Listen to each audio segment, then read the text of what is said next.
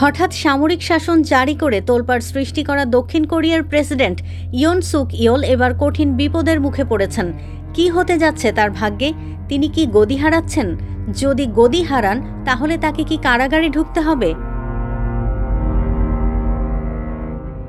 এসব প্রশ্নের উত্তর পেতে হলে অপেক্ষা করতে হবে অভিশংসন ভোট পর্যন্ত। হ্যাঁ, দক্ষিণ কোরিয়ার পার্লামেন্টে দক্ষিণ কোরিয়ার প্রেসিডেন্ট ইয়োলের বিরুদ্ধে অভিশংসন প্রস্তাব তোলা হয়েছে। এখন চলছে তর্ক বিতর্ক। সামরিক শাসন জারির পর দক্ষিণ কোরিয়ার এমপিরা পার্লামেন্টে ভোটাভুটি করে সেটি রুখে দিয়েছে।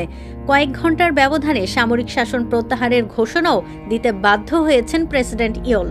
Double million offer Walton fridge কিনে পেতে পারেন 20 লক্ষ টাকা, রয়েছে কোটি কোটি টাকার নিশ্চিত উপহার। মঙ্গলবার মধ্যরাতে হঠাৎ সামরিক শাসন ঘোষণা করেন প্রেসিডেন্ট ইয়োল। সঙ্গে সঙ্গে রাস্তায় নেমে পড়ে সেনাবাহিনী ও পুলিশ। তবে সব ভয় উপেক্ষা করে সামরিক শাসন প্রত্যাহারের দাবিতে বিক্ষোভ শুরু করে দেশটির মানুষ। নিরাপত্তা বাহিনীর সঙ্গে কয়েকটি জায়গায় তাদের সংঘর্ষও হয়, তবে রক্তপাতহীন রয়েছে পুরো পরিস্থিতি। অর্ধ শতাব্দী ধরে দক্ষিণ কোরিয়ায় গণতান্ত্রিক সরকার ব্যবস্থা রয়েছে।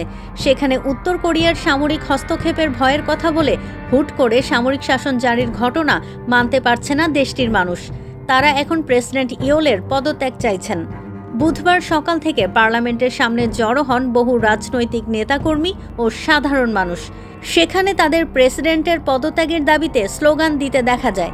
তবে সবচেয়ে বড় ঘটনা হচ্ছে অভিশংসন প্রক্রিয়া। তবে পার্লামেন্টে অভিশংসন প্রস্তাব পাশ হলেই প্রেসিডেন্ট ইয়োলকে ক্ষমতা হারাতে হবে না, কারণ অভিশংসন পাশের বিলে সম্মতি দিতে হবে দেশটির সাংবিধানিক আদালতকেও, অর্থাৎ আদালতই হবে প্রেসিডেন্ট ইয়োলের ভাগ্যের খেলা। আদালত যদি অভিশংসন বিলে সায় না দেয় তাহলে প্রেসিডেন্ট ইয়োল ক্ষমতায় বহাল থাকবেন। সেক্ষেত্রে তার জেল ফাঁসের ঝুঁকিও থাকবে না। আর যদি প্রেসিডেন্ট ইয়োল অভিশংসিত হয়ে যান তাকে ক্ষমতা ছাড়তে হবে। সেক্ষেত্রে দক্ষিণ কোরিয়ায় আবার সাধারণ নির্বাচন হবে। 90 দিনের মধ্যেই সেই নির্বাচন আয়োজনের বাধ্যবাধকতা রয়েছে দেশটির সংবিধানে।